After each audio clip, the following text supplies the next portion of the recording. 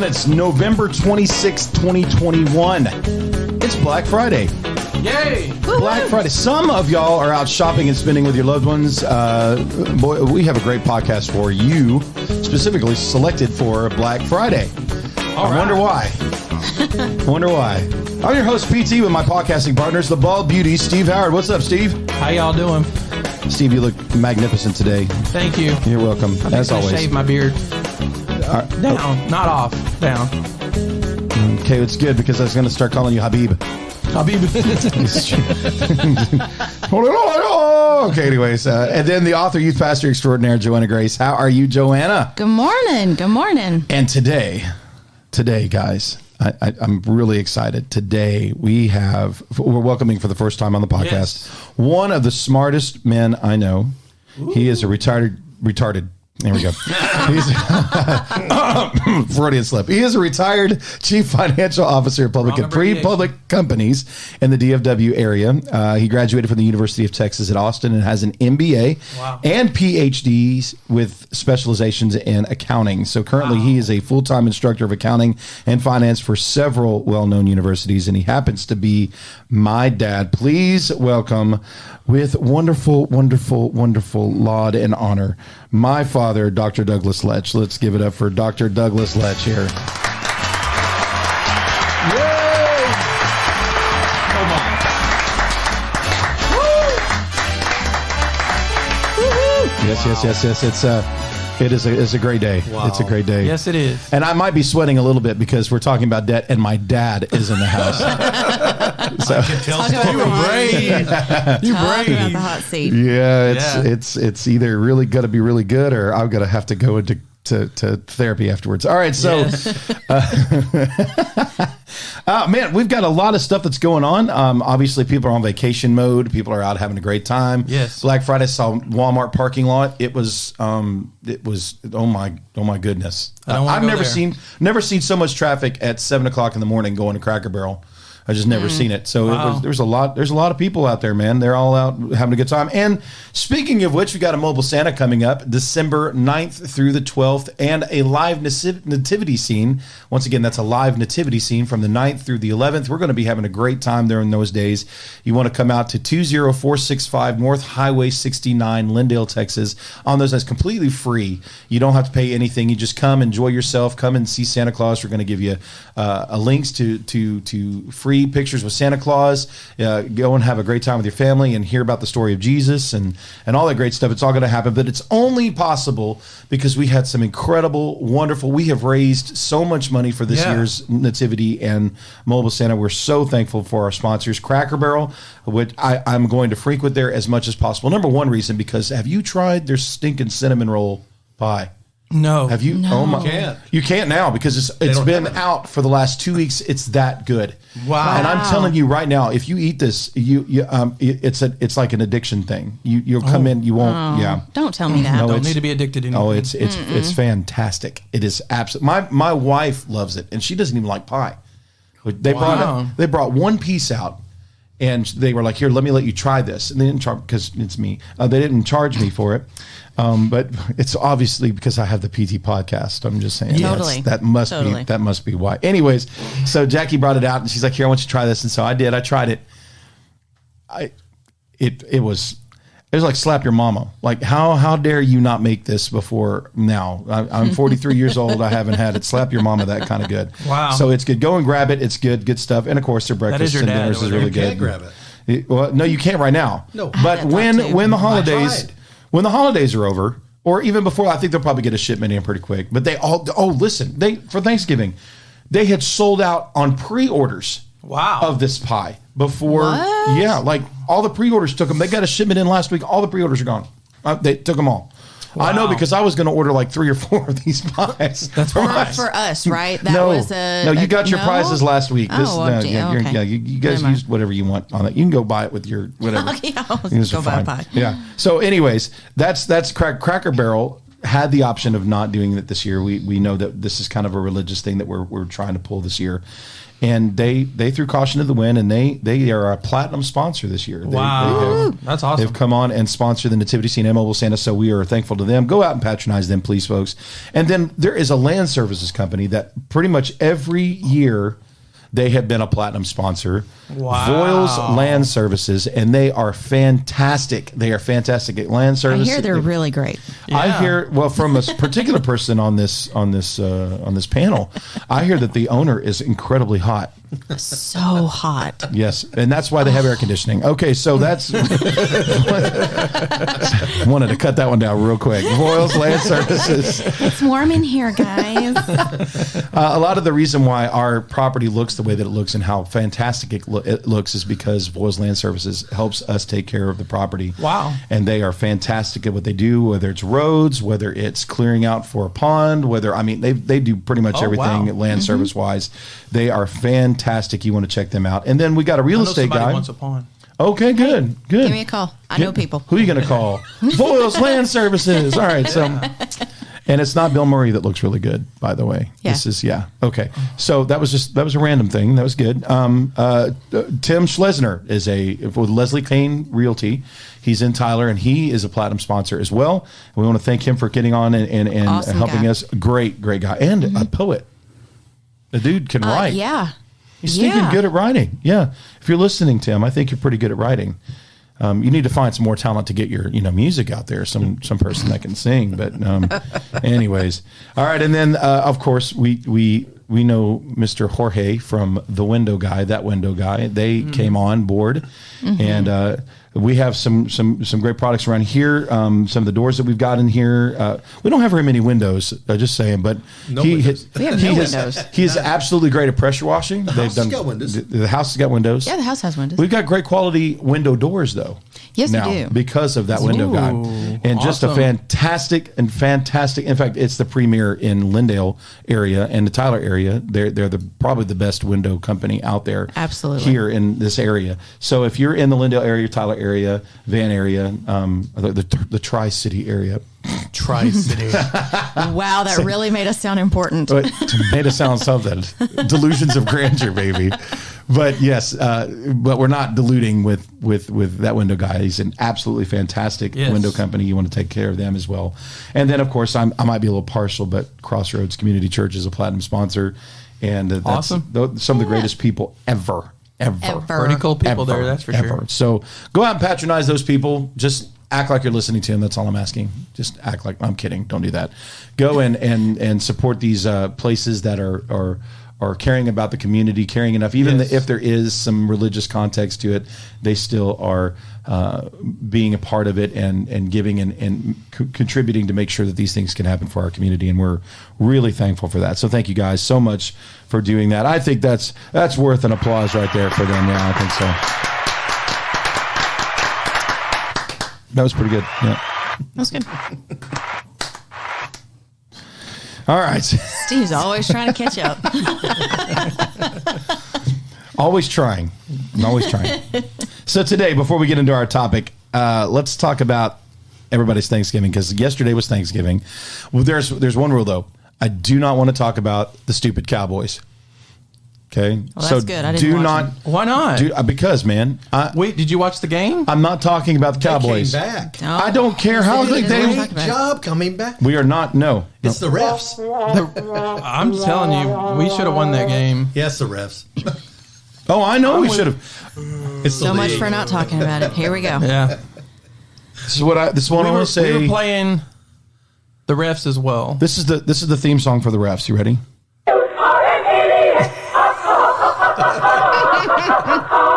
That's right. You're an idiot. That's right. That's how I feel about the refs. I'm not going to talk about it. Nope, I'm not going to talk about it. 4 pass interference calls on the same guy. And they were holding Micah Parsons the whole stinking game. And we're not talking about it. No. We're not going to talk about it. We're not talking about it. I'm screaming about it.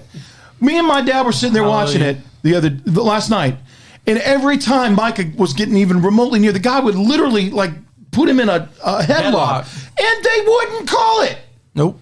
But this guy, the last call especially, this guy gets his head wrapped by the receiver, I'm with you. pulled in to him. The offensive, the wide receiver pulls the cornerback into him, and they call the cornerback, the corner, not the quarter, the cornerback for the pass interference, and completely wins the game for the Raiders. Yep. Bunch of yes, but did you see? But we're not talking about it. Fight? You're an idiot. That was a fun game, though. Did you see the ref hit and take it fall? Yeah, that was beautiful. That was wonderful. We're not talking about it. But we're not talking about it. We're done talking about it. Oh, thank you, Lord. How about them Cowboys? Or not. So, Steve. Yes. How was your Thanksgiving? It was great. We decided to change it up for Thanksgiving. We decided to do seafood instead of turkey. What? Yep. What? It was fun. How in the world do you do seafood? Was it fun? Yeah, it was fun, except for our oysters just didn't do right because they didn't ever open up. Open sesame. Nope. So we only got to eat 2 oysters, but the snow crab was amazing. Steve, shrimp, the potatoes, everything was really good. Steve, you do know that you're supposed to open the oysters yourself. No. I just want to know. They're supposed to open up because they get too hot. No, dude. No. Now they can. Some of them do, but not all of them do, and you have to open them up yourself. Okay. Well, that was a waste. Yeah. Okay. So hold on. How many oysters did you end up throwing away? 30. Oh my gosh. All those beautiful oysters that just slide down your throat without any kind of work whatsoever. All right. Don't get me wrong. I won't eat them, but that makes my heart hurt. It's about right. Yeah. The doctor's got it right. He said back here.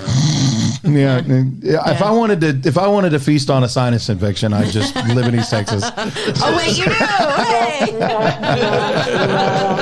So 30 oysters that you ended up. Oh, dude! All you had to do was get a butter knife, bro. We had them. We had the shucker, but they wouldn't open up. It didn't shuck. Shucks. Oh my gosh! All shucks. No shucks. I should not make jokes. They're that terrible. was great. That was great. It was still good. We just hung out with the family and watched the boys. Yeah. Those who shall not be mentioned. Yeah. Spoken like a true author. He will eviscerate them in fiction. That's right. Yes. I know. Yeah, and how much did it help Dak that you were pissed off? How much? Got the week before, or the weekend, last weekend, you came on the thing and said, you know what, I'm really pissed, blah, blah, blah, blah, blah, blah, blah, and you get there Thursday and you don't do jack squat. But we're not talking about it. We're not talking about it. Sorry, back to Steve. All right, so Steve, you had a great Thanksgiving throwing away 30 oysters. Did you have a great time with your kids and your dogs? I did have a good time with the kids, the dogs, the wife, everything. Great. Yeah. I bet you those dogs would have ate those oysters. Steve? They tried. You gave it to you gave it a try? No, they tried to eat our other food. Oh, okay. The ones that actually got shucked. They begged. Oh. Please feed me. Okay. Well, that's the dogs or that's the kids. That was the kids. The dogs are really fed well per Lorraine. She's like, yeah, feed them, but leave the kids out of it. Yeah. Whatever. I'm totally kidding. No. Or am I? No. Yeah. Mama said that. My mama said that. Well, that snow crab was really good, though. Yeah. I really liked it. Now, did Lorraine cook it all, or? Yes. Man, that woman can stink and cook. Yeah, she can cook. She just doesn't know how to shuck oysters. Yeah, she does. They just didn't open up like they're supposed to. I'm telling you, you have to shuck oysters. I'm pretty sure every place that I've ever had, but I might be wrong. Well, that's not what the guy on YouTube said. Yeah, well, consider the source. All right, Joanna, how about you? How was your Thanksgiving? I had a great Thanksgiving. My stepmom always puts on a big shindig over at her house. I love my mama very much. Yeah, I love my mama. And she had some people from her church there and family there. And so, your mom? No, my stepmom. Your stepmom. Okay, yeah. So it was good. And my brother came in from Fort Worth. He's been battling cancer, and he actually felt good enough to come down and we've been praying have a lot for Praise him. the Lord for Thanksgiving that. with him. So That's it was great. good. It was He's good. on the upswing? Ish. Yeah, we Ish. had some disturbing scans come back, so he still needs prayer. But thankfully, he's here for the next couple days and going to stay with us and spend some time with us here. And Great. the fact that he feels well enough to do that is awesome. really It's a great. big blessing. So I'm glad that you guys got to spend some time together. What did y'all eat? Just the typical? yeah, she went totally traditional. So What'd you have? turkey dressing, all the good stuff. Well, I don't actually eat dressing. I'm one of the few people in the world I don't What? like My dressing. mom makes What? great dressing. Yeah, I've never gotten into it. I've tried several different people, several different variations, but I'm one of You are one pathetic loser. yeah, I'm one of the 5 people on the planet that I don't like any kind of stuffing or dressing or anything like that. So You have got to be kidding. I can't believe that is like I have dressing sandwiches. No. Yes, dude. Like you put it on wheat bread, and then you get like a spoonful of that dressing, and you put it on there. Oh, it's so great, especially grandma's. She had the Corn- best the best dressing dressing ever. ever. Yeah, But the best see, dressing ever. I'm Probably. the worst. Must be it. I'm the worst Thanksgiving eater. I just don't like that because dried- You like I burnt like water. turkey. I like mashed potatoes and gravy. You like dry turkey? Is that what you said? I like No. turkey. Okay. Any kind of turkey. I just love turkey. That's true. I know Mashed your potatoes husband. and gravy. But all of the casseroles and the stuffing, and I Green don't beans? like Sweet any of potato it. casserole? Huh? I don't like Fruit any of it. salad? What in the world? Emerald salad, pumpkin pie. Green bean casserole? I know. You've got to be- I'm the worst. I know. Yeah. You have So got I- to be kidding. Yeah. So I had like turkey, mashed potatoes and gravy, cranberry sauce. There's nothing wrong with that Cranberry cranberry. sauce. Say And cranberry that was sauce. it. Love So- cranberry You can even sauce have a now. sandwich with cranberry sauce. I'm just saying. Yeah. I've never done that, but I'm pretty sure you can make a sandwich out of anything. Yeah. So I'll tell you that one of the was about it. best sandwiches I've ever had. I'm not kidding you right now. You put on the bottom layer you put some dark meat turkey. Mm-hmm. Okay, and it doesn't have to be warm.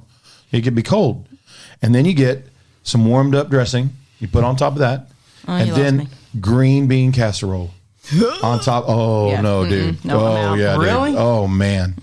Oh man, some of them French fried onions, dude.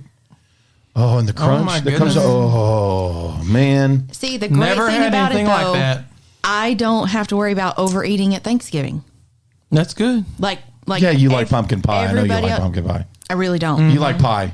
I like pie. I don't like You like pecan pie? any kind of like cooked fruit pies. You don't like apple pie? No, Oh my, that's what we had last night. was I apple don't pie. like cooked fruit. How in the world You do we got to get put along? ice cream on top of it. I don't even. Chocolate pie. I will eat a chocolate pie, like a coconut cream pie, pecan pie. What But is if coconut? you start adding cooked fruit to anything, I'm out. Epic fail. I'm just saying, man, that's just terrible. All right, well, now that we've talked to Destroyed Thanksgiving. Debbie Downer on Thanksgiving, I love Thanksgiving, though. I just don't like I'm the thankful. food. Hey, All listen, about being thankful. here, I'm thankful. It You're. is. I'm very thankful. I'm very for thankful my you're not family. cooking my Thanksgiving meal. That's all I'm saying. You know what is really crazy though? I can cook the best turkey ever. I can't cook anything else, but I can cook a mean turkey. I can. What's that? I hear something. I'm gonna smack somebody. Can I throw? I'm gonna throw something across this room right now. Thought I knew you. I thought I knew you. I don't even know you right now. Dr. Letch, you're the guest, but how was your Thanksgiving? It was awesome. It was awesome. Yeah, we had the best turkey ever. We had the best dressing ever. It was just juicy and just succulent to eat. It was wonderful. Then we had all the extra helpings. Succulent. Ooh, Succulent. All of it was good. succulent. But Steve? I didn't eat much. Yeah. I didn't eat much.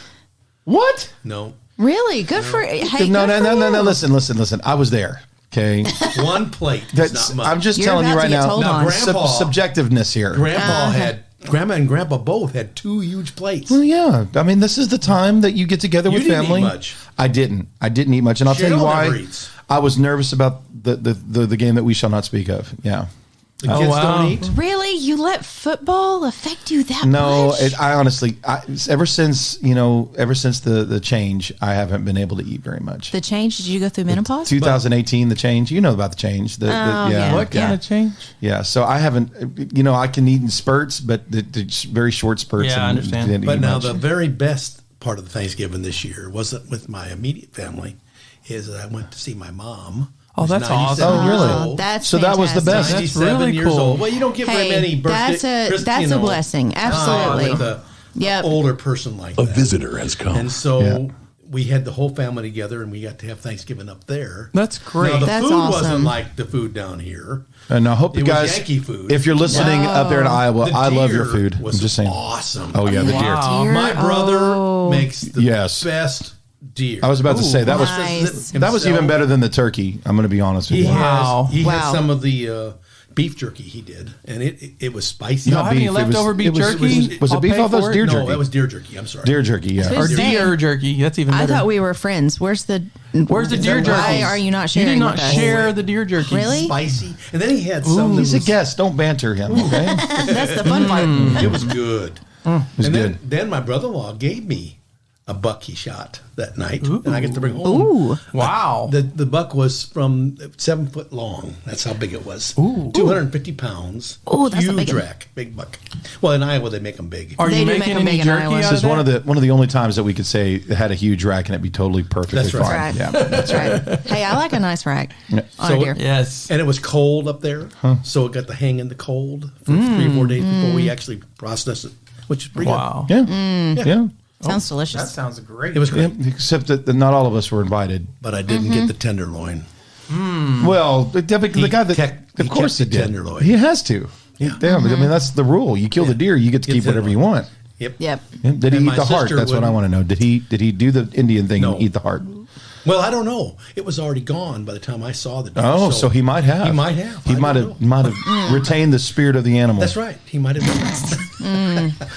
I'm an idiot. Okay. Is that what you Full call on Ted Nugent right there. Yeah, full on. Spirit of the wild, Spirit of the baby. wild. Spirit of the wild. Yep. Yeah. All right. So it was a great, and Dad pretty much summed it up. It was probably it was a weird Thanksgiving though, Yeah. because it was the first one. Okay, so there's no hiding the fact that one of my boys is getting pretty serious about one of the women that. Oh.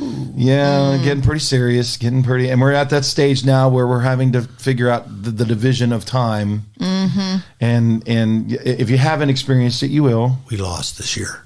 No, we didn't lose. Y'all lost. We But next year. Yeah. No, it was important. It was obviously important that he was not there, but he had to work for most of it. He was there at Cracker Barrel. He was at Cracker Barrel from 9 to 3:45, and then he came and stayed for maybe 30 minutes, an hour. Enough to shovel down some food. Yeah, he had to get some of his stuff in there, and then but left. that was Grayson. Gabriel came and was there all day, and we saw him for about 15 minutes in between his Xbox playing.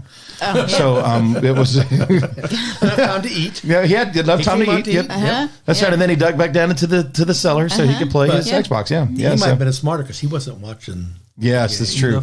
I should have been playing. Of course, I got to be honest with you. If I play that game with him, it's terrible. The dude is so stinking good at those games. Yeah. I watched him for 5 minutes, and he was like a death dealer. Everywhere he went, there were people that were dead in his wake. I'm so glad that I don't play that game with you, man, because it's just terrible. I'd be in trouble. But we had a great time with family. Got to eat and talk and yell and scream at the screen. Those terrible idiot losers that don't know how to win against a 5-5 team. We're not going to talk about it. All right. So today we're going to be talking about a subject that nobody likes to talk about. In fact, my gandering bet here is as soon as I tell you the topic of this thing, if you haven't already read it, is that either you're going to try to shut this thing off prematurely or you're going to turn it off halfway through because you don't want to hear about it. A lot of us are guilty of this, taking on this, too much of this. And especially this time of year. Especially this time of year, especially Black Friday, when you're thinking about your kids and how much you want to bless your kids, and you're not thinking responsibly, you're not all that stuff. So you're going out and you're spending all the money that you don't have on things that they're not probably going to remember anyways. So we're going to look at this thing right quick. Here are a couple of scriptures about debt. Let's go to Proverbs chapter 22, verse 7. The rich rule over the poor. I can say that's true. And the borrower is slave to the lender. Yep. And just because people appear rich doesn't mean they are rich. That's true. Just want to say that out loud. Very true. Just because you're... I don't know. Just because you're what? Fired. I'm fired. You're I fired. know. I don't even know how that happened. Was that? I don't even know how that happened. I could have made that like you did that on purpose. I don't. I did. I could have made The like right time. it surprised the snot out of me. I was going to say, it was the shock on his face that gave it away. Yes, but they can't see that. But thank you, Joanna, for selling me out. Yeah. There's the bus if you want me to back it up. So yes, Watch out for that tire. Obviously, we're going to have some things like that happen with technological advances and people that can call in at any moment, even though they know that I'm on a podcast. It's almost as if they want to join the podcast without actually joining it. I apologize. I'm not answering your call. You'll have to get over it. All right. So Proverbs chapter 22, we talked about the rich rule over the poor and the borrower is slave to the lender. Then Romans 13, chapter 13, verse 8, let no debt remain outstanding except the continuing debt to love one another, for whoever loves others has fulfilled the law. Now, I've read that in differing translations. The New American Standard says, oh, no man anything except for the debt of love for one another. And whoever loves fulfills the law of the Lord. So there's different ways of translating that, but those are the go-tos. And I've heard a lot of people use Romans 13 to lord their opinion about debt over people. And I would say you need to read the entirety of Romans 13 before you start quoting the one scripture out of context. That being said, today's topic obviously is, should a Christian be in debt? And obviously, for this topic, we are thankful to have Dr. Lutch with us today. Thanks again, Dad, for being here. Before we go into the deeper subjects, I want to go ahead and give you a little bit of information. As of August 31st, 2020, the federal debt held by the public was $20.83 trillion. Oh my God! And intragovernmental holdings were $5.88 trillion for a national debt total. Now, this is as of August 31st, 2020, a total national debt of $26.70 trillion. Wow. And Tim, Wow. I looked this up yesterday, and the national debt now is $30 trillion. Wow! As of today, that's 30 with 9 zeros.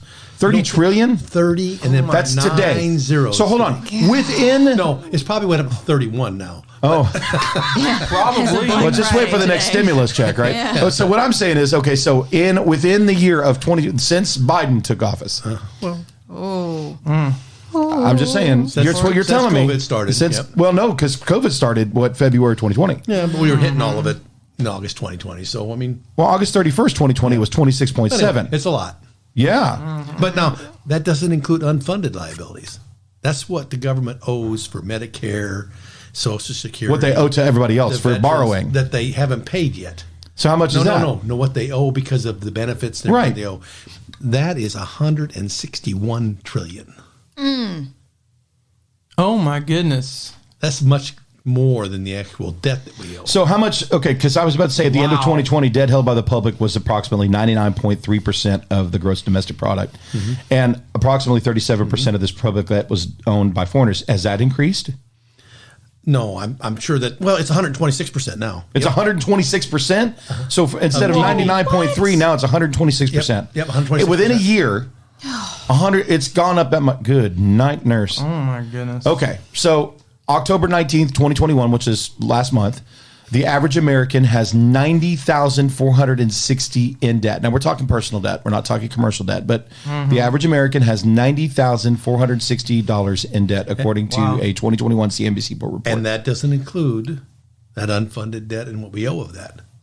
We all owe that unfunded debt. We, the people, owe all that. Yeah, but now we're talking. That means we each owe $500,000.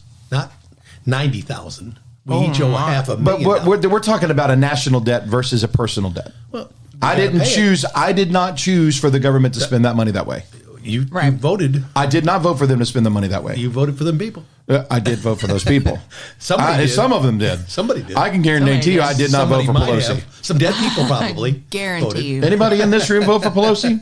Okay, just want to say if you did, I'm going to kick you out of this room. Yeah, I'm just we playing. cannot be friends. No, that's not true. All right, here's the average debt balances by age group. And obviously, these are a little bit skewed because we're not taking into consideration the national debt that they put upon us. Yes. Okay, I got you. So we owe what the senators and the presidents and all those people are getting us into. But notwithstanding from those idiot losers that are spending money that they shouldn't be spending, what I want to talk about are the personal choices that we're making versus the national choices that senators are. Okay, so Gen Z, ages 18 to 23, $9,593 in debt right now. They're just 18 to 23 years old, and they've already accrued $10,000 in debt. Wow. Autos and education. Almost. They're saying that has not hit by that time, but that $10,000 is not education yet. Now, when it comes to millennials, they do have. They may not be paying it, but they have it. Yeah, they have it. Well, because that's because it's going to be forgiven. That's going to be forgiven. They hope. Well, and that's going to be another one of those. Holding out for. But that's going to be another one of those things that we're paying for. Goes to 170 trillion. Yeah, that's right. That's right. So whether or not you think you're paying for it, you're paying for it. You're paying for it. So the millennials, ages 24 to 39, $78,396 in debt. That's average. Hello, mortgage. Okay. Then Generation X, that's mine. That's my, and Steve. And I think you're millennials, aren't you? Yes. Yep. M-I-L-L-E-N-N-I-L-S. Hello, kids. So Gen X, ages 40 to 55, $135,841 in debt. And that is absolutely, it's true. It's absolutely true. It's true. True number. True number. Then the baby boomers, which is my dad. It goes down. It does, but there's a reason for that. Shut up. Shut up. They can start putting that money towards the debt, right? So baby boomers ages 56 to 74, $96,984. And then the silent generation, which is my grandfather, ages 75 and up, $40,925. And I want you to realize, yes, the kids are gone, but also because I think as you get older, you're a little bit more sensible about your money, and you realize that you're needing to save and you're needing to pay off debt. We don't need anything anymore. Well, that might be true. You have nobody else to impress. We just don't need it. You have nobody else to impress. Now, according to Experian, consumers in the two oldest age categories have seen significant decrease in debt since 2015. So it's about negative 7.5% for baby boomers and negative 7.7% for the silent generation overall. Meanwhile, these millennials have seen the largest increase in debt in the last 5 years. In 2015, the average millennial had about $49,722 in debt.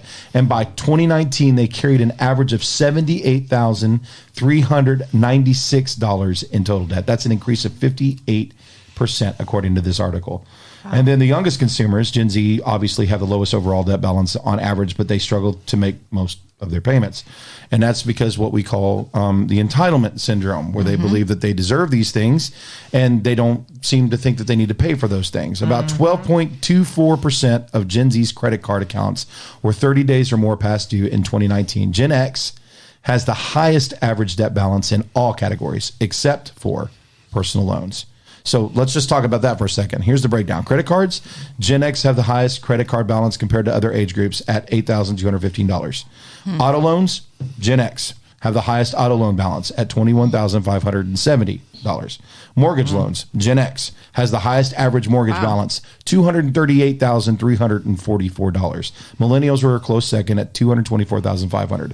Personal loans, here's a surprise. On average, baby boomers had the highest personal loan balance of $19,253 compared to the lowest, Gen Z, because they really haven't had a chance to borrow anything, $4,526. And then student loans, guess who has the highest? Gen X. Gen X. Wow. Has the highest amount of student loan debt at an average of $39,981. And home equity lines of credit, or HELOCs, they're averaged highest for Gen X at $49,221. And I'm going to be completely transparent. Just because I'm leading this podcast and pushing some buttons to make, I am not pure in this category. I have debt. I have personal debt. So I don't want anybody listening to this thinking that PT is on his high horse telling me not to have debt. This is a challenge for me as well as anybody. And I think for every Christian that's out there that they need to be wary about handling too much debt in their life. And I think there's some times coming where you're going to want to not have debt. Yes. So that's my complete transparency. I'm not asking anybody else to be transparent, but I'm not an expert, which is why I have Dr. Doug Letch with us today. I can address biblical context here. There's a lot of misquoted out of context understandings when it comes to debt. So I'm going to read off a list of things that the Bible does not say about debt. First of all, it does not say it is a sin to borrow. That's not what the Bible says. Now, it does warn us that we shouldn't be a slave to other things other than him. But while the Bible offers many warnings about the dangers of debt, it never says that you're out of God's will by or violating one of God's commandments when you borrow. Yeah. So we can debate the wisdom, if you want to, of incurring debt under certain circumstances, but it's never a black and white issue. And there are cases where debt is simply unavoidable, such as medical emergencies or job layoffs or bankruptcy or those kinds of things. Although I would say that bankruptcy is still a personal choice. Having gone through one, I would tell you that right now. And I would say the Romans 13 is usually and often used to control and manipulate people into a way of living that somebody thinks they need to. And you don't really know all the extenuating circumstances. So the other thing it doesn't say it's wise to borrow. So nowhere in the Bible are we advised or commanded to use debt to accomplish God-given economic. In fact, I would say that the Bible says to trust God 10,000 times more than it does to say to borrow for medical procedures. So I'm just saying, with one word, I'm telling you that the Bible doesn't say it's a sin to borrow. The next thing I'm saying, it doesn't say it's wise to borrow. I'm saying that the Bible says you need to trust the Lord. Number 3, it doesn't say that God will bail you out of debt. You're not entitled for God to bail you out of debt. Just because you love the Lord and he loves you does not mean that he's going to absolve you of your choices to get into debt and pay off your debts. Now, he has paid your sin debt, thank God, and made a way for you to have atonement. But the verse usually pointed to is Philippians 4:19, and my God will supply every need of yours according to his riches and glory in Jesus Christ. That's true. And God will meet our needs. Needs. And the way that he knows best. But he hasn't promised to cancel the consequences of your unwise behavior. And sometimes your choice to go into debt to get a Ferrari doesn't necessarily mean that God's going to relieve you of that debt. In fact, I think you need to learn. Okay, that's just the way that goes. It doesn't say that debt is an exercise in faith, that we're exercising faith by borrowing money. And it also doesn't say it's a sin to loan money. So, Dr. Letch, after hearing all this stuff that we've talked about, just kind of giving a brief foundation of the topic today, anything you want to add to any of that stuff that, cautionary, or even just give us a little bit of the wisdom that is in you about debt and finances and what we've already talked about? Well, I would say that people find themselves in debt because they choose to go not only beyond their means, which of course is for sure, right? That's debt. Yeah. That's debt. But they do it because they feel they have to have some things that may or may not be true. Yeah. You've made a mention that sometimes we just have to, because there's situations, medical emergencies, those kind of things. We have to do. But it's difficult to live in our culture without some type of debt. Right. In the Bible times, the situations that they had, it was a totally different dynamic than what we have today. Right. And so, yes, that's something we have to do once in a while, but there's a tipping point.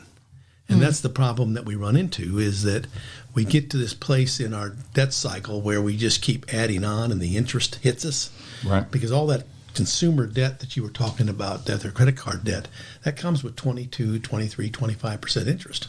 Yeah. And so you're paying your bill and you're paying mostly interest. You're not even paying the principal. And you get back behind this problem you got because you keep adding on to things and not perfectly considering what you need. And what happens is we get in a spiral point that tips over, and then we have all these problems. So debt is a problem we have to be careful with, just like any other thing we have disciplinary issues with, just like food or drinking or name it. That's just another one of those things. And so while we have the right to be in debt. We can be in debt. God gives us the freedom to choose. It's also our choice not to be in a situation where it's not controlled. So all things are permissible, not all things are beneficial, is what right. you're essentially saying. Yeah. That's right. So I'm convinced, what is Romans 14 that says, I'm convinced that there's nothing unclean in and of itself, but we need to choose the higher for the benefit of not only the Lord, not only for other people, but for ourselves as well. And you're saying that just because you have the right to do it doesn't mean that you need to prayerfully consider if this is the best choice for you, is what you're saying in wisdom. I got you. And the problem with that is that we go past that tipping point. Right. Then what we face in a family is a lot of stress, a lot of problems. It's the number one reason we break up in our Yeah, it's these arguments about money and what we do with money. I mean, families today or face towels. It's money. Pretty sure that's unique to you, Tim. I don't Hey man. I know you don't have that problem, do you? You don't have it. Yeah, see. Lech thing. It's got to be a lech thing. No, it's not a lech thing. No, I have all the towels I need, and they're folded exactly the way they need to be. And I don't have to fold them. No, you don't. No. Listen, man. And my house is like, do we have clean towels? Hallelujah, done. Like, there you go. Whatever. How do we get from dead to towels? All right, good. That's my fault. I'm random, man. All right, you're random today. That's a towel debt. Towel debt. Your turn. You face a towel debt. That's right. That's right. I call that a debt of love. No, just saying. All right, go ahead, Dad. So with that debt accumulation, the problem that families have is that they face evictions. They fall behind on their rent or utility bills. They may be even food insecure, where they have problems getting food for their home. I remember, now I may be basically out of debt today, but I haven't always been out of debt. There's been times in my life where I've been in a lot of debt. I've been in business situations where I've taken on debt to be in business. And very, very stressful times. I know. I mean, when Tim was a baby, I had to hock a piece of jewelry to pay for food one time because I didn't have any money for food. So I know what this is like. I've been through this. It's much better to be out of debt than it is to be in debt. I can tell you that from someone that's lived both sides. The stress that debt causes it's horrible for a family. Do you think, just on that line of thought, because it seems like it's such an important thing for people, is it important to have debt to build credit? Is it something that you have to have in order to build credit? Yeah, you have to have it to have credit, to be able to buy things, because without it, people won't lend you anything. Yep. Yeah. Oh, yeah. It's all based on algorithms that are made up, and you have to have in your credit reports. You have to have that. So would you encourage debt in that capacity? Okay, so you do think that a little bit of debt is healthy. Controlled debt. Controlled debt. Okay, define that for people that don't know what that means. Controlled debt is where you are in control of how much you spend, and you don't let your debt get over a percentage of your income. They say a good number to work with is 35% of your income. Okay. Could be in debt payments, and that's it. And that's controlled, okay? That's your mortgage. That's everything else. Because you have everything else you got to spend money on. What happens is when we go above that number, you start robbing Peter to pay Paul. We start going over the tipping point. Yeah. And you start getting in bad situations where it costs you everywhere. Your insurance goes up because you have bad credit. You can't get rent in the right way because you have bad credit. And you have bad credit because why? You don't pay your bills because you went over your tipping point. Right. Tipping point. But then the opposite of that is somebody that says, well, all I'm going to do is use cash. Now, I've heard other financial people like Dave Ramsey that says cash is king, and that the only way to survive is to use just cash and don't even worry about your credit, just buy cash. But you're saying that in today's society, that's extraordinarily difficult. It's very hard to do. Yeah. It's great to do it. Yeah. I love the fact that he says it, and it's a great goal for people to have. It's wonderful to be out of debt. If you can get out of debt like that, I absolutely encourage it. Anyone in my position would. It's going to take a lot to do that. Do you think that you're at what's the word I'm looking for? At a place where it's harder or more difficult for you, like to get good rent or to because people with good credit tend to get better perks when it comes to offers of, everything. Yeah. And so if somebody says, well, cash is king, and they don't have credit at all to their name, then is it going to be more difficult? Do they find themselves in a more difficult place? Absolutely. Because your credit score goes with you everywhere. Right. And if you're not paying your bills or you have too much debt to your income, and they look at that percentage, your credit score goes down. Right. And my credit score is such. What if you have no credit though? What if you're not building any credit score? No credit score, and that hurts too. So you have to build it, but you have to build it by controlling. Okay, so you control your debt. You said 35%. The hardest thing for me to do, like for instance, I have grandkids that I talk to now about starting debt. Right. And the first thing I tell them is, yes, you're going to get all of these things in the mail. Offers. They're going to ask you to get debt. Yep. Just got one this week. You got to be careful not to sign all those things. You can have one, and you can only use it when you pay it off immediately. And you can't use it to put anything on that card that you don't have money to pay. So I have credit cards now. I have a lot of credit cards. I never borrow anything that I don't pay off. Right. Yeah. So what I get now is tons of offers to get free money all the time. And so should I get free money and then invest it? Sure, I can do that. Why not? I borrow for free. Why wouldn't I borrow for free? I heard a guy. Now people talk about that. That's controlling your debt. Right. But I always pay it off. I never have any debt, no interest charge with it, and then that way I can use it to my benefit. I heard and I don't even know who this guy is, but I heard a guy that was giving a lecture about he never uses a debit card because it's risk versus, he says it's out of my pocket. If I pay my credit card off all the time, if it happens where I can or whatever, that I'm guarded and protected over the credit card versus the debit card, I'm not guarded and protected at all. And most banks protect you on your debit card. Most banks will protect your debit card too. But I don't pay anything with my debit card. I pay everything with a credit card because I get freebies for my credit card. Oh, that's true. You get rewards. I get all kinds of rewards and benefits. I have the cards that have the most benefits. So it's like giving you an account of money and saying, it's here, free money to me. As long as you replenish this account. Yeah, I got you. I haven't paid any interest. I just get all these freebie stuff. So why not do that? Yeah. That's what my banker told me because I was in a position where I had no credit. I had no debt. I had never taken out a loan. I had nothing. And we were going to buy a vehicle. And of course, we couldn't put the vehicle in my name. I have no credit.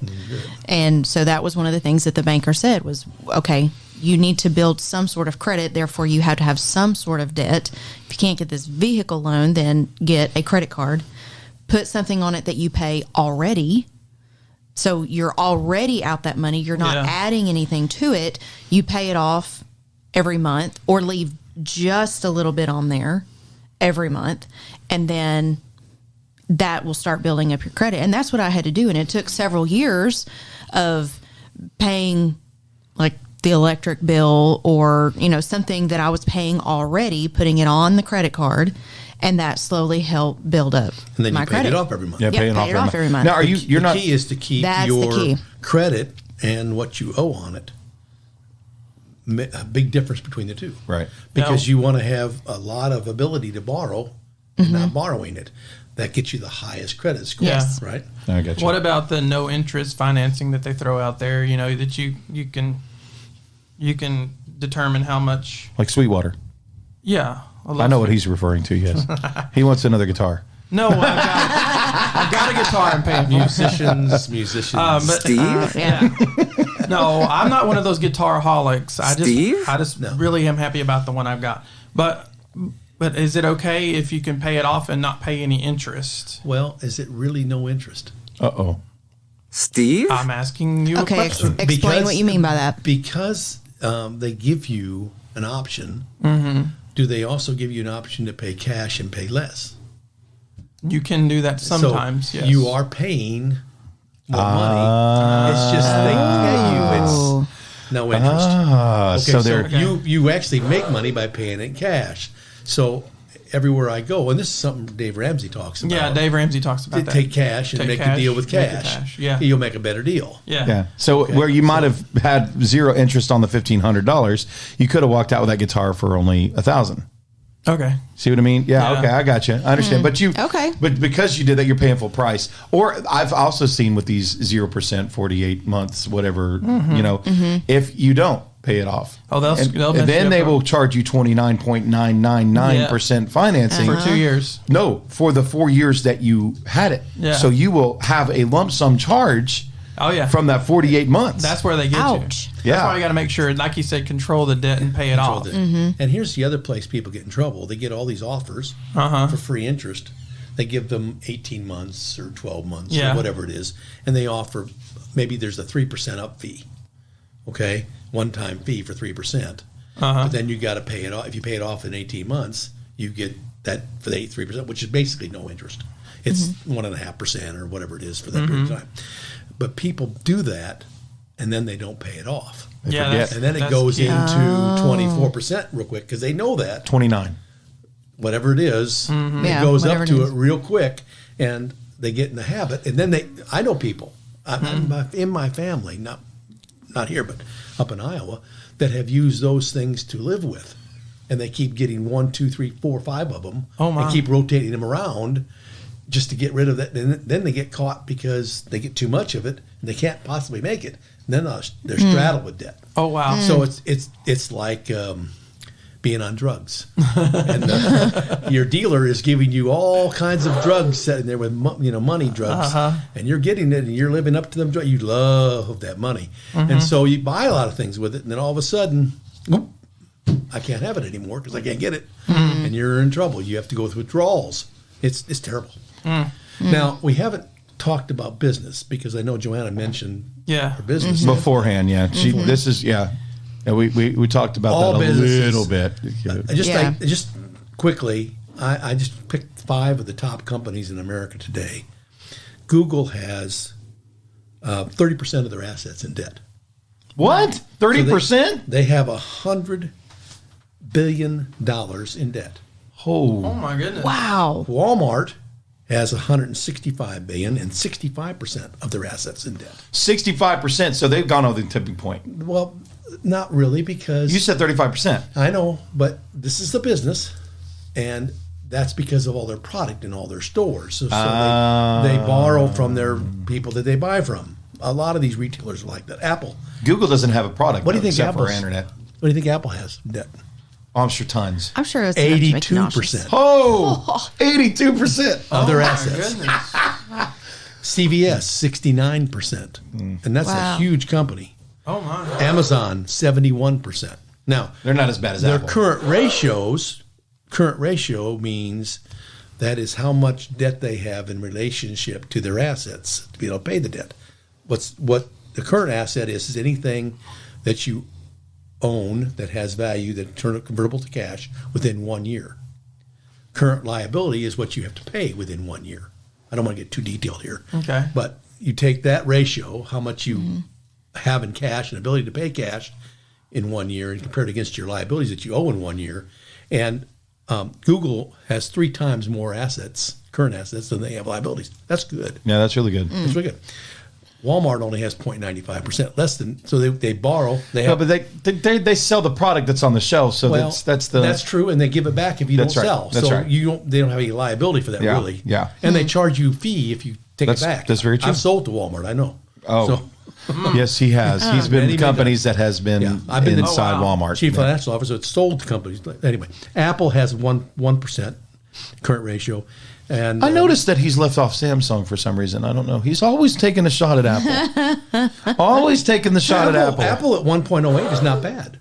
No, how much is Samsung? I don't have Samsung. Oh, of course not. Of course, that's not a U.S. company. I was getting top. Oh, gotcha. I gotcha. It's not a U.S. company. It's a Korean company. Proud to be an American. That's a pretty big shot. America. Samsung. Yeah. America. So, business debt is important. You have to have it to have liquidity in what you're working with. So you have to have a certain amount of debt in business in order to have liquidity. Business has debt. Okay, now, but every business I've ever been involved with has debt. Yeah, we didn't. Not church. We didn't have a lot of choice. The church has debt. We found us in a place where it's okay. Either you take out a loan to buy this $70,000 machine, or we have nothing to make money with. Yeah. So we didn't have a choice. The rule of thumb is do that to make money. You take debt on if it's an asset that increases in value, or it's an asset that makes you money. Yeah. There you go. And so those things are permissible in business. Well, yes, not a nonprofit. We do that. We have an asset, this property, that has some minor debt on it. But it's worth a whole lot more. Yeah, a whole lot more than anything that we owe on it. That's right. Yeah. Right. So when our thingamabobber, but we're talking about, obviously, I'm just saying that we're not, the same people that would quote out Romans 13:8. Now, this is the funny thing, is that I got in a conversation with somebody who they're very legalistically centered. You have to do this and this and this to get saved. And and one of the things you can't be in debt to any person. And what? Yeah, they say you can be in debt. And then I'm going straight to hell. When I quizzed them about it, they went back to their people, the deacons, and talked to them about it. Said, listen, we just did this and we borrowed a bunch of money. And you know what the deacons told them? It says, be in debt to no man. We're not in debt to a man. We're in debt to a corporation. Oh my goodness. Is that splitting hairs? Taking out of context. I would say that that was the answer I got, though. Wow. So it's all the justification. But anyways, who owns the company? A man, probably somebody's getting the money. Yep. All right. So you've already answered a lot of questions. Things like in this day and age, do you have to have debt in order to build credit? But how about this one? Do you think in this day and age it's dangerous to have debt? Yes. If it's uncontrolled. Well, even if it's controlled, though. Okay. I've heard doomsayers, and I've heard people talk about the market. I've heard that the market is doomed. At some point, it's going to crash. And when that happens, that debt that you owe could be called at its fullest, no matter what it is, or that you can be in trouble in other ways. Is that true? Is that not true? Or is that just a bunch of conspiracy theory stuff? Your dad has debt. But I have debt that I can pay for. Right. With my assets. So if worse comes to worse, I just take my assets and pay the debt. So it's controlled debt. You take your assets and pay your debt. That's right. I use debt. Take your assets right down there. That's right. Make sure your debt's covered. No pun intended, by the way, folks. Yes, sorry, Mom. So, we said assets, so it's I may borrow money to invest it in something. But it's for an asset that I can increase in value. So you're taking like the gold standard, essentially. And I can borrow money for 1%, like on my home. Why would I pay it off too soon when it's at such a low interest rate? Yeah. When I can take money that I'm paying off on my house and go invest it and make 15% or 14% or whatever it is. It's all interest. When you have money, you can make those choices. When you're in debt, you can't make those choices. The other problem with debt is, and what I've seen with people, is that when you get in high debt, you can no longer be a giver. No, that's the sad part. You can't ever be a participant in what God wants you to do because you're controlled by debt. And That's good. that hurts you. Yeah. And the blessings that you can get, it hurts you in so many ways, not just internal stress. And I mean, what it does to you medically is a sin, what that stress can do. And it's better to get out of that situations where you're not in bondage to any man. That's why the Bible says that. Yeah. We aren't supposed to be in bondage. It's helping us. He's trying to guide us, not trying to control us. Not to hurt us or manipulate us, right? That's right. It's not arbitrary. He's always in it for our good. That's right. Well, and again, I'm saying, do you think there's any credence? Now, you're saying, well, if you have the gold standard, if you have enough gold in the reserve, if you have enough assets in your, well, I'm just saying for us, for those that you're saying, okay, you have to have a little bit of debt in order to do that, and you're saying as long as you have the gold standard, you're not in any way in danger because you can pay for whatever you have because you have controlled debt. I'm not in bondage. Right. You're not really in debt. You have enough to pay whatever you got out. You're just utilizing the system in order to get better interest rates or whatever. And I'm at liberty to help people or help wherever God leads me to help. Sure. I can't do that if I'm in bondage. But I'm saying, again, is there any credence to the people that are talking about the market, because the country is so far into debt, is there any credence to the warnings about markets falling? I know you want me to answer that. I've tried to pass it. I want you to answer that. Do you think... I can't predict the future. So. Well, no, we can't, but you can. You have enough wisdom to say... If there was somebody that could predict the future, they would be very wealthy. But they can't. Because so you don't think that there's another crash coming? There's always another crash coming. It always happens. The market goes up and the market goes down. There's always crashes coming. Always. Right now, the market is very overpriced. And I'm not I am a finance expert, an accounting expert, but I'm in business finance. Right. I'm not in personal finance like that. Right. So I'm not investments. I got you. My investment information I come to you today is just my personal views. Right. And I've had a lot of training, but it's still, I don't consider it's not a volatile market is what you're saying. It's always volatile. It's always volatile. Yeah. Oh. The market's volatile. So there is a little bit of credence to the warnings out there. Yeah. Just like with the housing market in 2008 when that right happened. now, people are trying to make their investments a little more secure. If you have a retirement account, you're listening to us, you've talked to your investment counselors, and they're probably asking and suggesting to you to get a little bit more conservative in your investments, not to be out in the market because it's overpriced.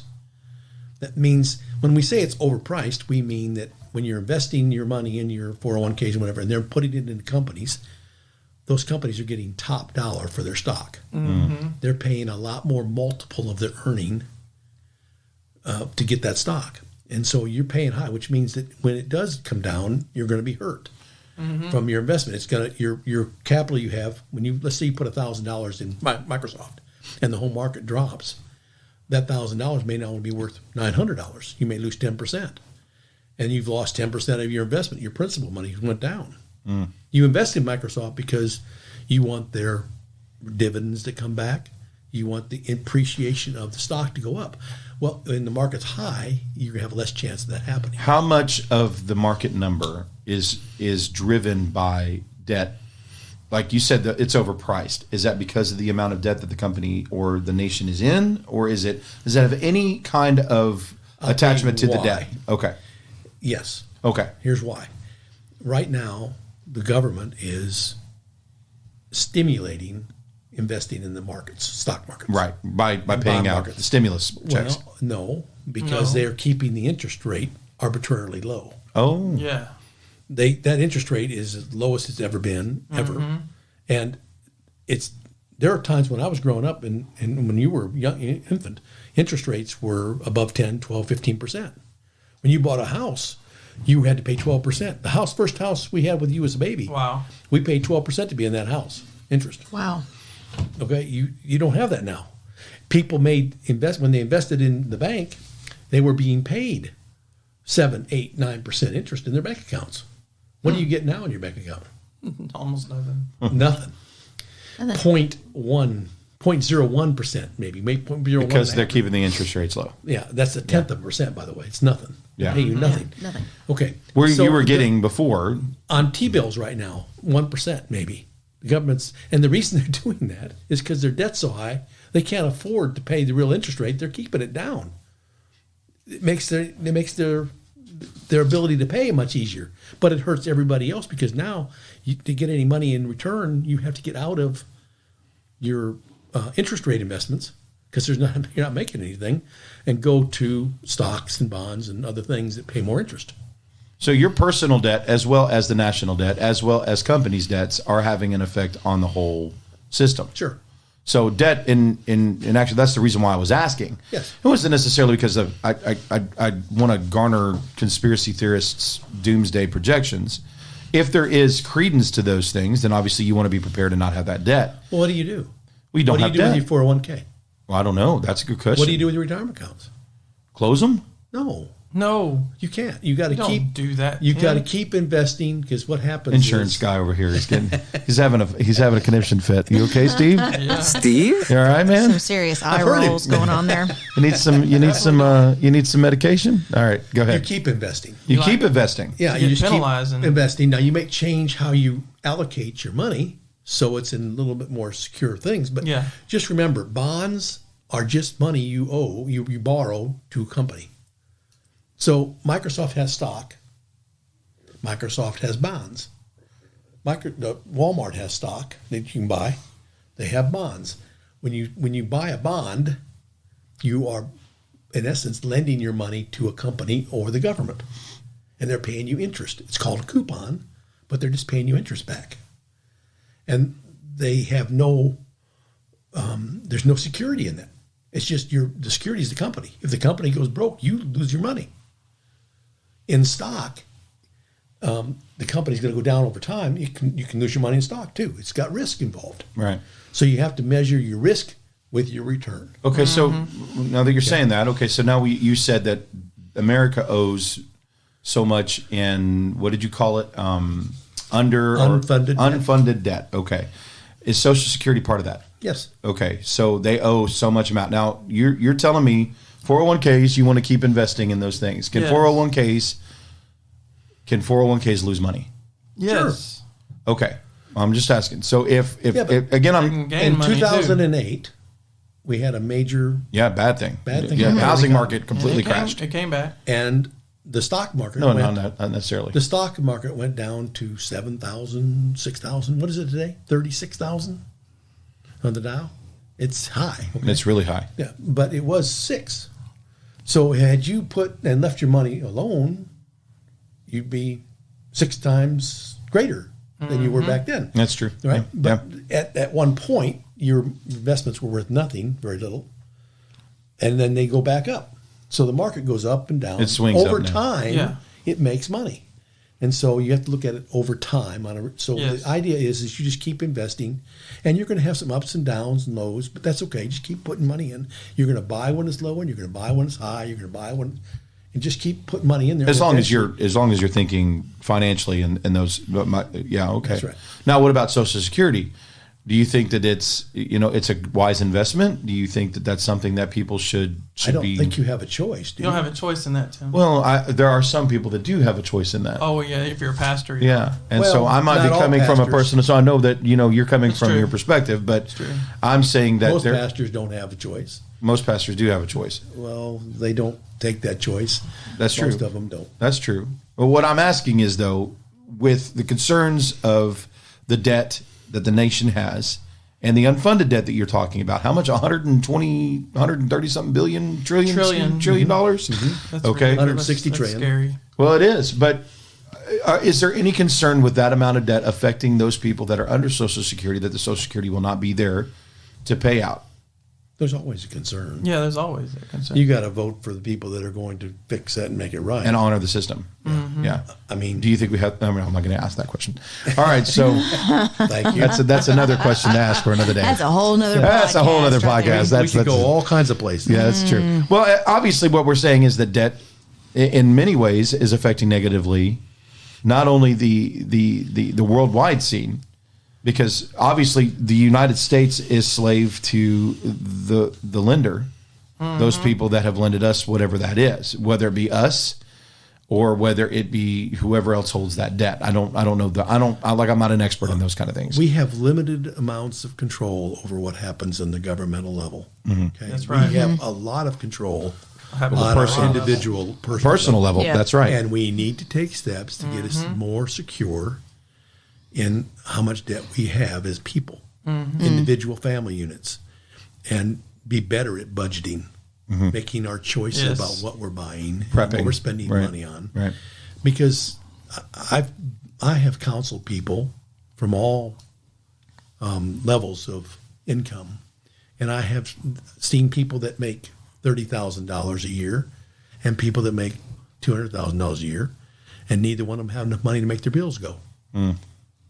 So how do you tell the one that's got 30 you have to make it, and the one at 200? Why can't you make it?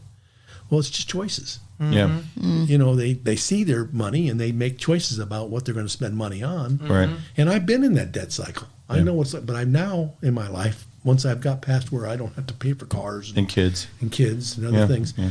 I have You said the that option. clearly. Yeah. We heard that. Yes. Yeah, we heard that. I have the option. Watch that. Well, you can get there too. And I'm really close. I'm really close. No. Anyone can choose to do that. Sure. They just have to make the right sacrifice. It's the discipline. Yeah. Right.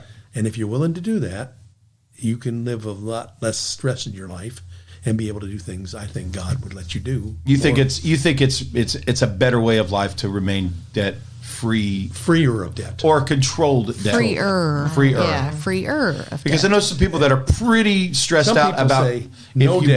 borrow one thing. There are counselors, we know them all, that Yep. would say you should be in no debt. I am a little bit more moderate. I think that you have an opportunity. You need to think about what the interest is and what the costs are and make Right. choices. Just be careful on it. Right. More personal responsibility. Okay. All right, that's good. Good. Anything else you guys want to ask the Haas Papa of Finance and Accounting? I actually learned a lot today, so it's good. I'm good. I'm very thankful for this little podcast right here. Yeah. Well, and I listen. All I have is what what we've got fed to us by all the differing voices that are out there, and so when I hear debt free, I'm thinking, all right, so you stash it in a pillowcase in your closet and you don't put it in a bank because what happens? Will you let me finish, Steve? Good grief. Good night.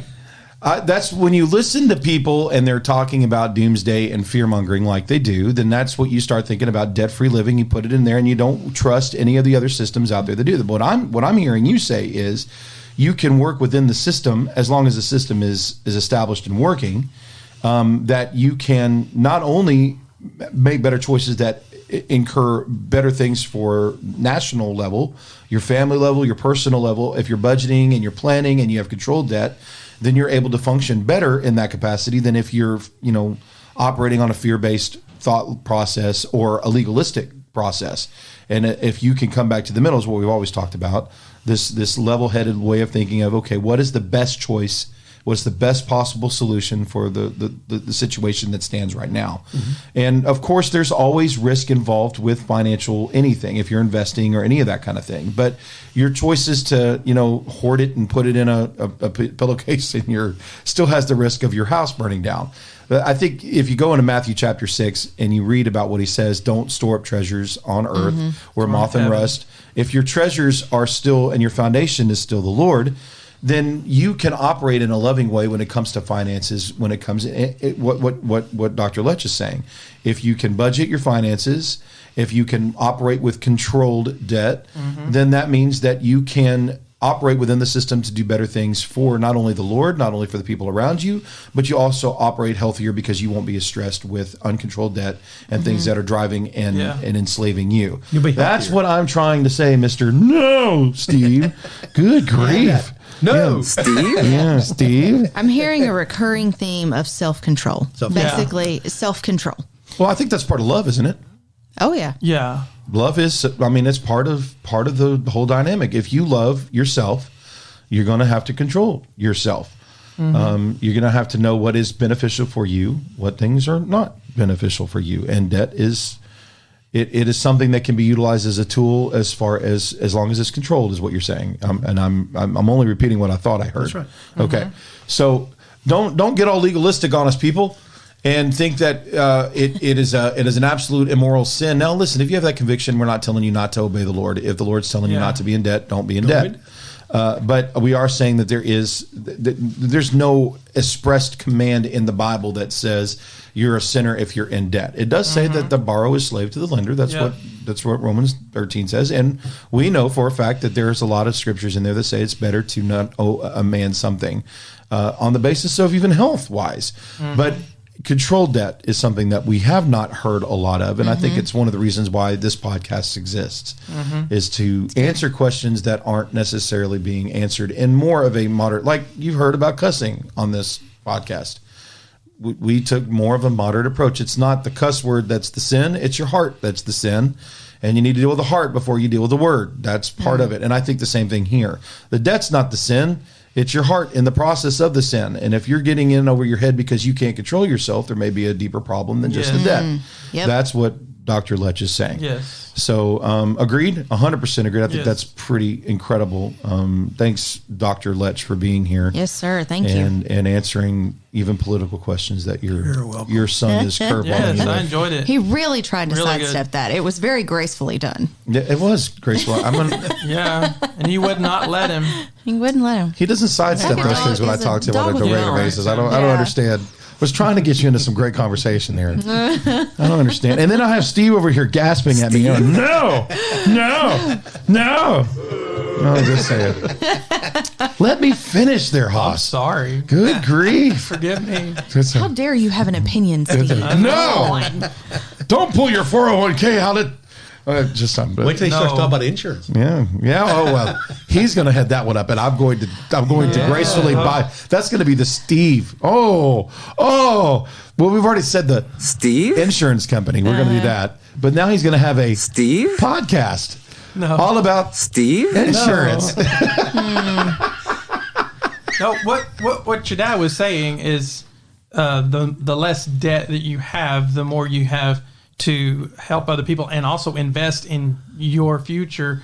And the best thing to do is just trust the Lord. You know, right. You give that money and let Him increase it. But as long as you're a debt to you're in debt, you can't invest that money. And the less you have to invest, the less you have for your future. Yeah. It's also, you have to be good stewards and make good choices on the basis of the money that you've been entrusted with. So don't go out and do investments to the meth house down the road and call that your investment, okay? Because there are people out there that would say, I'm making an investment in the future. They make a lot of money from that. You spoke like a true folks. Oklahoma is loving it. Spoken like a true businessman right now. I'm just saying, there are people that are attached around. I'm not going to even name names or say anything, but they invested in dentist. Illegal meth heads need those dentists. I'm talking about illegal substances, and they thought that was the best way to invest their money, and they ended up in jail because they tested waters, and that is not the best. Wow. It's not the best investment for your future. Okay, I'm just saying, do things within the legal confines and make the best decisions. Be good stewards of what you're talking about. All right, no one was going there. Tim. Well, I know, but I always have to take it to extremes. Yeah, he's got to take it overboard. Like he's got to be extra. So, if it's good for the middle, it's got to be good for the small and the large. And if somebody who is like me is going to go extremes, then I need them to understand that just because you think the meth house is a great investment doesn't mean it's a good investment. Okay? No. All right. Just say that. And even though Steve says, well, you're not in debt now, take that money that you're not paying to your house and put it in the meth house. That's not what he's saying. No. He's saying put it in a good investment that is legal. A good legal investment. Like there's a really good investment that's coming up. It's called the Steve Insurance Company. Go ahead and invest money in that. All right. So anyways. The song of the week is a favorite of mine off the Faith Strange album back in 2009, the Back There Again album. This is actually my personal favorite on this song, on this CD. Too. It's called I'm Complete. We hope you guys enjoy it. This is what it sounds like.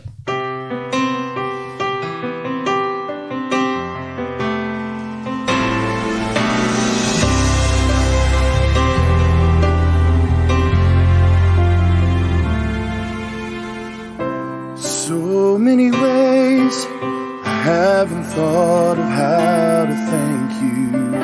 And so many times I haven't even tried to tell you, God, how I feel when you're around me.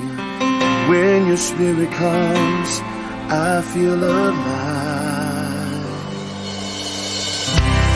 So many days pass before I even notice, and before long my heart is lost again. When will I learn that with you, Lord, there is a fullness? All of me's fulfilled when you are near. With just a moment in your presence, my heart finds rest and peace, and just a glimpse of your glory, Lord, I am finally free. I'm completely lost without you. I'm as helpless as can be, but with you, Lord, I'm complete.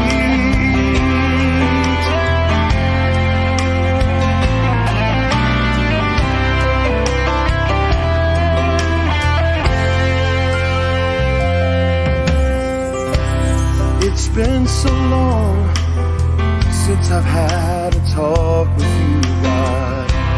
Please come to me and make me whole again. Lord, once again, I've gone and tried to do it my way. I'm empty and I need your touch again.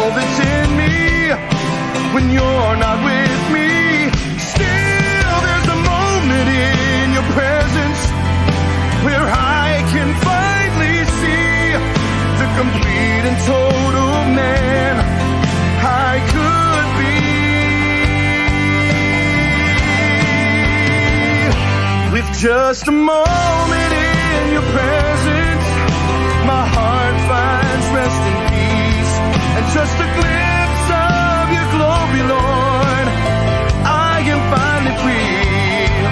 I'm completely lost without you. I'm as helpless as can be. Oh, but with you, Lord. Oh, with you, Lord. With you, Lord, I'm complete.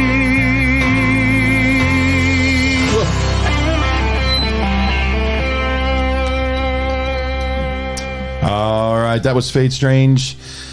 I'm complete. Yeah, that's a great song. Yeah, not debt. Debt doesn't make you complete. Nope. That new car doesn't make you complete. does. The Lord makes you complete. That's right. You'll always have a hole if you're always trying to fill it with money or Yes. things of this earth, and that's kind of the point. Yes. And I love the perspective here today that Dr. Letch has told us with more of a prepared and more controlled debt, you will be more free to do the way the Lord wants you to with the finances that He's entrusting you with. And that, I think, is probably the takeaway point that we're taking home. If you're in debt and you're not free to give the way that He's wanting you to give, you're always going to have that regret, going forward. So I love that. And of course, I'm taking things to extreme with investment and stuff like that. But there is somebody out there, I'm sure, that will go, well, if I think that investing into mass companies, listen, just hear me out. That is not a good investment. No. All right. And you need to be prayerful about the investments that you're making. But thank you, Dr. Letch. And let me say again how thankful we are for the opportunity to be able to enter your lives by way of this podcast. I want to thank you for listening in and for all the responses that we get during the week. And I do get some. We'd love to hear from you. And don't just do it to me. Don't just send me a message. If you want to send one to the Bald Beauty, I'll give you his personal number right now. It's 90. I'm kidding. I'm kidding. I'm totally kidding. If you want to hear from us, and I'll make sure if you want to get it to somebody who's on this panel, like Dr. Letch, I'll make sure and get it to him. If you want to get a message or a question about finance, I'm sure he would love to answer those questions as long as they are actual questions and not argumentative questions. I won't forward stupid things, but I will, if there's an honest question about something, I'm sure he would love to answer those questions. And maybe there might be a second podcast that he comes on about finances next year or the next season that we have, and he might be able to follow this up with any questions that we've got. But budget. Yeah. I always hear that. Is that what we're hearing about? Yeah, It's budgeting. it's kind of like I may be sick that's for how you that control it. podcast. it's kind of what's the word I'm looking for? The Discipline. quantitative research analysis. Every dollar is pretty good to use. I like it. Have y'all used that app before? I was just saying. Every dollar, it's pretty good. Yeah, I've seen the app. Yeah, I like it. Yeah, I like it a lot. I used it this Interesting. month for the first time, and I loved it. Yeah. Yeah, that's what Dave Ramsey said. Budget to every dollar. If you have Every dollar, things, you make sure that you give it a name. Give it a name. That's a good way to budget. Yep. Interesting.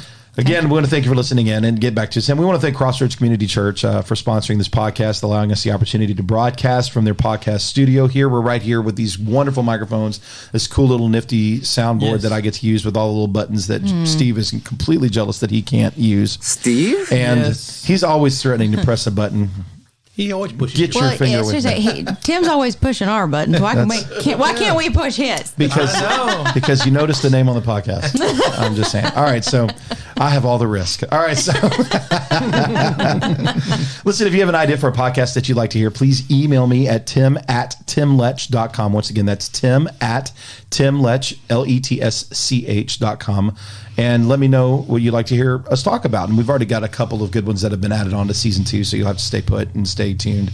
Next week, we're going to be bringing in Santa and Mrs. Claus from Mobile Santa. I'm so excited. Yeah, it's going to be cool. Now, So excited. Mobile Santa is a ministry that we do here at Crossroads Community Church in great. Modell. We've been doing it for over 10 years now. That the same Santa Claus and Mrs. Claus that we had 10 years ago is actually the same Santa and Mrs. Claus that we have this year.